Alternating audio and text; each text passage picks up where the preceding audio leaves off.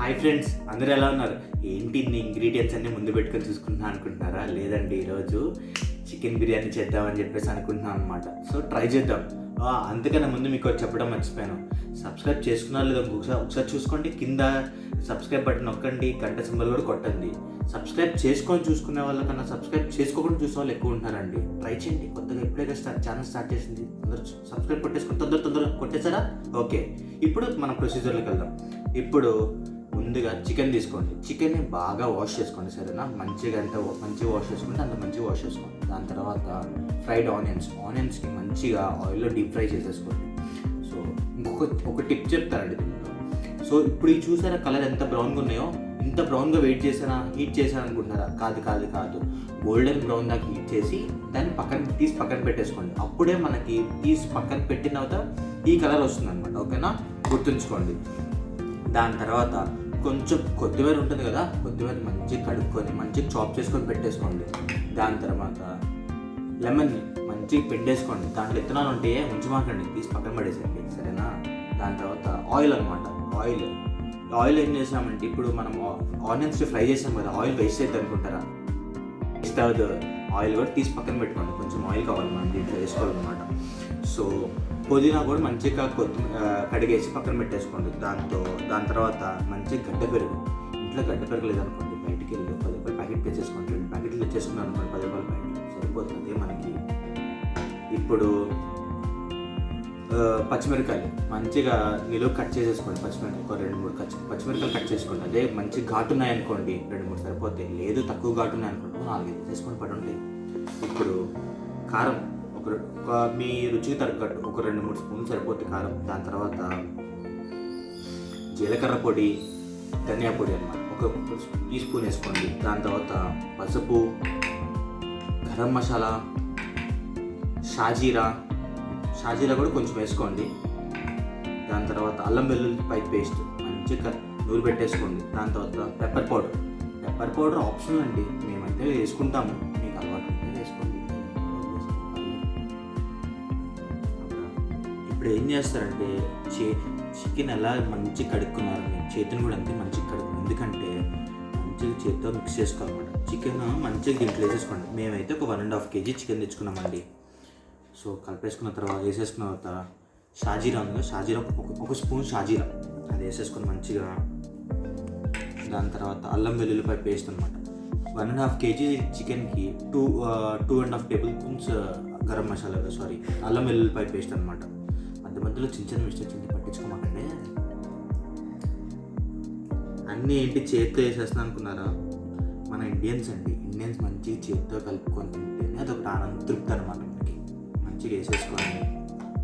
కొత్తిమీర ఎక్కువ కూడా అవసరం లేదు, కొంచెం చాలు.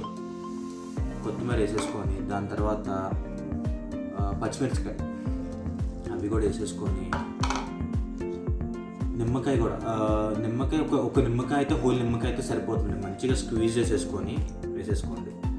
దాని తర్వాత ఫ్రైడ్ ఆనియన్స్ ఒక ఆనియన్ సరిపోతుంది అనుకుంటా ప్రస్తుతానికి అయితే. పుదీనా కూడా వేసేసుకొని మంచిగా కలిపేసుకోండి. ఎలా కలపాలంటే ఒక్కొక్క ముక్కకు పట్టాలన్నమాట. మనం ఈ జింజర్ గార్లిక్ పేస్ట్ ఏదైతే ఉందో మొత్తం జింజర్ గార్లిక్ పేస్ట్ కానీ, లెమన్ కానీ, అన్ని షాజీరా కానీ మొత్తం ఒక్కొక్క పీస్కి పట్టాలన్నమాట. మంచిగా కలిపేసుకోండి. ఇవన్నీ మంచిగా కలిపేసుకొని ఇప్పుడు జీలకర్ర, ధనియా పొడి వేసేసుకోండి. ఒక టేబుల్ స్పూన్ వేసేసుకోండి సరిపోతుంది. తర్వాత పెప్పర్ పౌడర్ మీకు ఇంట్రెస్ట్ ఉంటే వేసుకోండి. దాని తర్వాత కారం ఒక 1.5 టేబుల్ స్పూన్ 2 టేబుల్ స్పూన్ సరిపోతుంది కారం. ఎందుకంటే మనం చిల్లీస్ కూడా యాడ్ చేసాం కాబట్టి ఇది కూడా ఉంటుంది అనమాట. గరం మసాలా ఒక స్పూన్. దాని తర్వాత పసుపు వేసేసుకోండి. గడ్డ పెరుగు కూడా వేసేసుకోండి. మంచిగా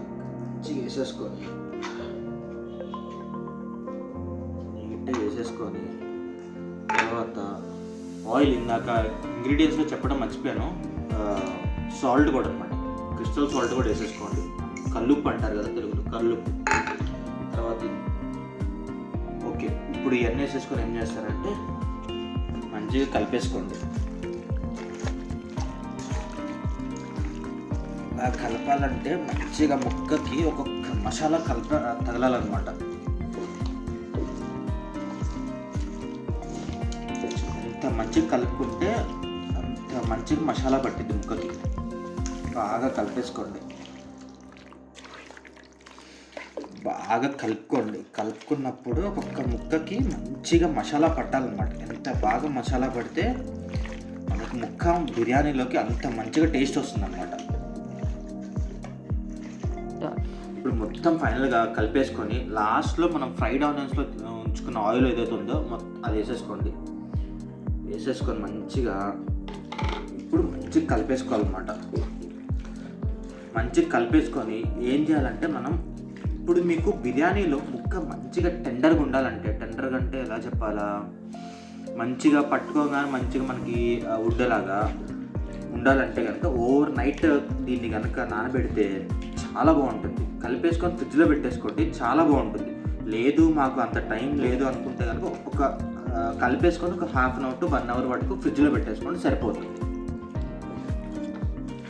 ఇలాగా మంచిగా కలిపేసుకోండి, ముక్కకి బాగా పట్టాలన్నమాట. ఎంత బాగా కలుపుకుంటే అంత మంచిది మీకే.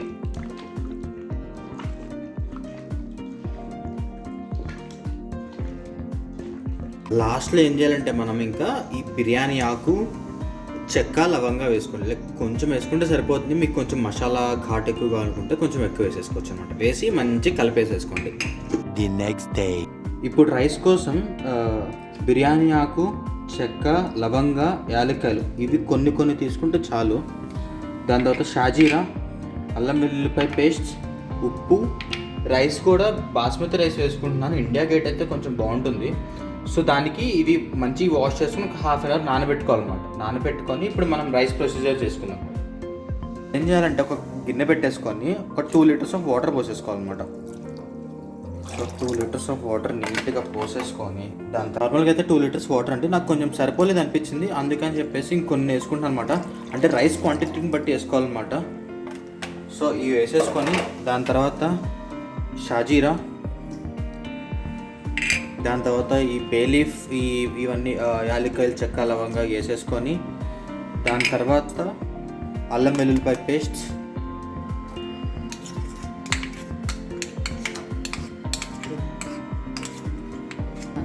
ఇవన్నీ వేసేసుకోవాలి. ముందుగానే వాటర్ కొంచెం వాటర్ వేసిన వెంటనే వేసారనుకుంటారేమో, వాటర్ కొంచెం బాయిల్ అవ్వాలన్నమాట. ప్యాన్ కొంచెం బాయిల్ చేసేసుకొని వేసేసుకోవచ్చు. దాని తర్వాత సాల్ట్ వేసుకోవాలి.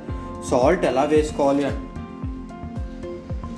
ఎలా వేసుకోవాలి అంటే కనుక, సో మనకి టేస్ట్ చేసినప్పుడు సముద్రం వాటర్ ఎంత ఉప్పు అయితే ఉంటాయో, ఓషన్ వాటర్ అంత ఉప్పుగా ఉండాలన్నమాట.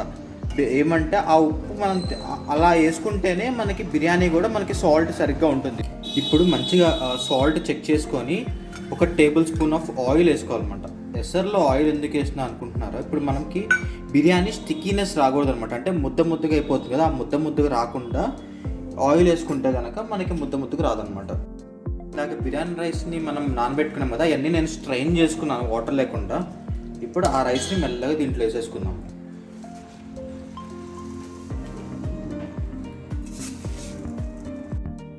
ఇప్పుడు రైస్ అంతా వేసేసాం కదా. ఇప్పుడు ఏమంటే రైస్ని 70% కుక్ అవ్వాలన్నమాట. మొత్తం కుక్ అవ్వకూడదు మళ్ళీ, ఎందుకంటే మనం దమ్ పెట్టుకుంటాం, దమ్లో మిగతాది కుక్ అవుతుంది అనమాట. సరేనా?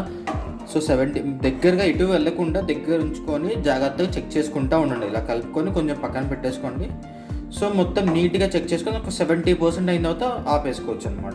చేసుకోవడానికి ఏంటంటే ఈ చికెన్ నిన్న మనం నైట్ మ్యారినేట్ చేసుకొని ఫ్రిడ్జ్లో పెట్టుకున్నది. సో ఆ రైస్ ఏదైతే ఉందో మనం బాయిల్ చేసాం కదా 70%, ఆ బాయిల్ చేసిన రైస్ని లేయర్స్ వేసేసుకోవాలన్నమాట. ఇలా ఈవెన్గా వేసేసుకుంటా ఉంటే మనకి కరెక్ట్గా మొత్తం రైస్కి దమ్కి మంచిగా ప్రిపేర్ అవుతుంది అనమాట. దమ్కి కావాల్సిన పదార్థాలు: చపాతీ పిండి బాగా ముద్ద కలుపుకోండి, పుదీనా మంచిగా కడిగి పక్కన పెట్టేసుకోండి, ఫ్రైడ్ ఆనియన్స్ కూడా కొంచెం కావాలన్నమాట పైన వేసుకోవడానికి, and 2 tablespoons of ghee, and saffron milk అనమాట. పాలల్లో 2-3 సాఫ్రాన్ ఆకులు వేసుకోండి.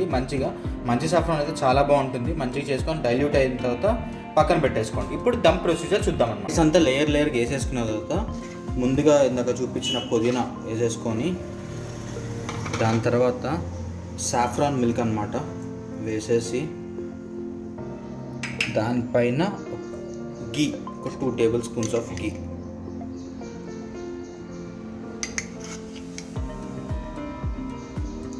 వేసేసుకొని దాని తర్వాత ఫ్రైడ్ ఆనియన్స్ కొంచెం పైన అలా అలా వేసేసుకొని. సో ఇప్పుడు చపాతీ పిండిని నీట్గా ఇలా పెట్టేసుకోవాలన్నమాట. ఎందుకంటే మనకు దమ్ పెడుతున్నాం కదా, సో దమ్ పెట్టినప్పుడు లోపల ఉన్న ఆ ఆవిరి ఏదైతే ఉందో బయటికి వెళ్ళకూడదు అనమాట. మనం కొన్ని కట్ చేసుకున్నప్పుడు నీట్గా ఇక్కడ స్టికింగ్ చేసేసుకుంటే మంచిగా సరిపోతుంది అనమాట. ఇప్పుడు నీట్గా ఇలా పెట్టేసి ప్రెస్ చేసేసుకొని మూత పెట్టేసుకోవాలన్నమాట నీట్గా.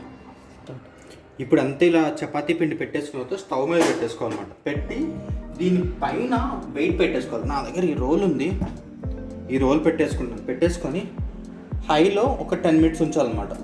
10 minutes పెట్టేసుకుందాం. మన బిర్యానీ అయిపోయింది. ఇది నాకు ఆల్రెడీ చెప్పా కదా, 10 minutes ఏమో హైలో పెట్టాలా, దాని తర్వాత ½ an hour సిమ్లో పెట్టాలన్నమాట. సిమ్లో పెట్టుకొని మంచి బాయిల్ అయిన తర్వాత మంచి ఉడికింది. ఇప్పుడు తీద్దాం. ఇది కొంచెం వేడిగా ఉండిద్ది. సో జాగ్రత్తగా నీట్గా ఎడ్జ్ని పెట్టేసుకొని ఇలా తీసేసుకోవచ్చు. మీరు తీసేసుకొని ఇప్పుడు చూడండి ఎంత బాగా వచ్చిందో మన బిర్యానీ. సైడ్కి ఒకసారి తీసి చూసుకోవచ్చు వాటర్ ఉందా లేదా అని చెప్పేసి. మీరు చూసినట్టయితే వాటర్ కూడా ఏం లేదు చూసారు. ఇంకొకసారి మీకు రైస్ కూడా తీసి చూపిస్తాను. రైస్ కూడా చూడండి ఎంత పలుగ్గా వచ్చిందో. ఇందాక ఎసర్లో ఆయిల్ వేసాం కదా, అందుకని మనకి ఇంత పలుగ్గా వస్తుంది అనమాట. సో నీట్గా తీసేసి మిక్స్ చేసేసుకోవచ్చు మనం మొత్తం నీట్గా. చూడండి ఎంత బాగా వచ్చిందో. చూస్తుంటే టెంప్ట్ అయిపోతుంది తినాలని. అదనమాట. చూద్దాం అయితే గైస్. ఒకసారి నేను మళ్ళీ మీకు ప్లేట్లో పెట్టుకొని నీట్గా చూపిస్తాను అనమాట ఎలా ఉంది. ఓకేనా? ఇంకొక టిప్. సో మీకు ఈ చపాతీ పిండి ఏదైతే పెట్టుకున్నామో ఈ సైడ్ పట్టుకుంటే, అంటే లైక్ స్టవ్ ఆన్లో ఉన్నప్పుడు 20 minutes అవుతుంది, ఇది పట్టుకుంటే లైట్గా మీకు గట్టిగా అయిపోతుంది అనమాట. చపాతీ పిండి స్టార్టింగ్లో మెత్తగా ఉంటుంది కదా, ఇది గట్టిగా అయిపోయింది అనుకుంటే కనుక మనం ఆఫ్ చేసుకోవచ్చు అనమాట. అది కూడా ఒక ప్రో టిప్ అనమాట. చూసారు కదా బిర్యానీ ఎంత బాగా వచ్చిందో. ఇప్పుడు టేస్ట్ చేసి చూద్దాం ఎంత బాగా వచ్చిందో చూద్దాం.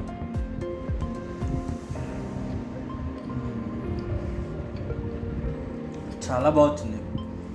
పీస్ చూద్దాం ఎలా వచ్చిందో.